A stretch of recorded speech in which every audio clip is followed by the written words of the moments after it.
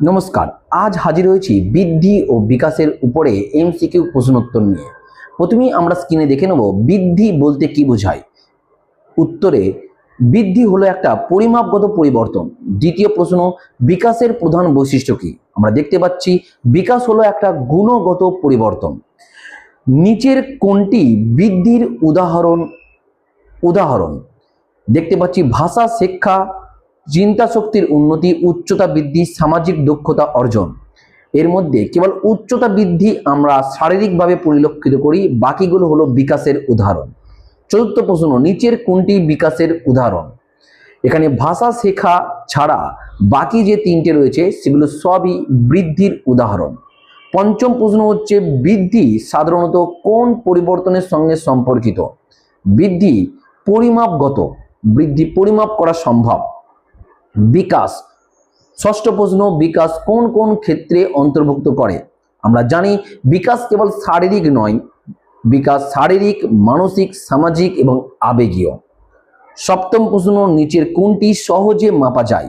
আমরা জানি বৃদ্ধি সহজেই মাপা যায়। অষ্টম প্রশ্ন, বৃদ্ধি ও বিকাশের মধ্যে সম্পর্ক কি?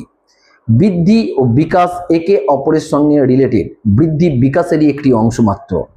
নবম প্রশ্ন, মানুষের বিকাশ কতদিন পর্যন্ত চলে? আমরা জানি বিকাশ জন্ম থেকে মৃত্যু পর্যন্ত আজীবন কাল ধরে ক্রমবর্ধমান বিকাশ লাভ ঘটে থাকে।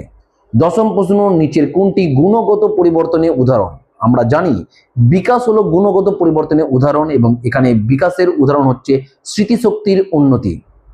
11 নম্বর প্রশ্ন, বৃদ্ধি শব্দটি মূলত কোন বিষয়ের সঙ্গে সম্পর্কিত? আমরা জানি বৃদ্ধি শারীরিক পরিবর্তনের সঙ্গে সম্পর্কিত।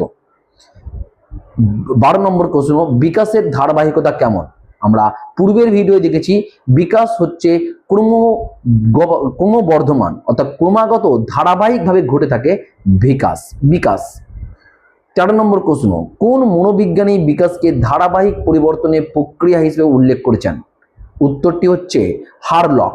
মনে রাখবে এবং প্রয়োজনে নোট ডাউন করে রেখো। 14 নম্বর প্রশ্ন, নিচের কোনটি বৃদ্ধি নয়? ওজন বৃদ্ধি, উচ্চতা বৃদ্ধি, নতুন দক্ষতা অর্জন, শরীরের আকার বৃদ্ধি। নতুন দক্ষতা অর্জন ছাড়া বাকিগুলো সবই হচ্ছে বৃদ্ধি, আর নতুন দক্ষতা অর্জন হচ্ছে বিকাশ। বুদ্ধি এবং বিকাশের সঠিক সম্পর্ক কোনটি? অপশানে বৃদ্ধি ও বিকাশ একে অপরের সঙ্গে সম্পর্কিত, আমরা পূর্বেই ভিডিও দেখেছি। পরবর্তী ভিডিওয় আবার দেখা হবে। ভালো থাকবেন, সুস্থ থাকবেন। জয় হিন্দ।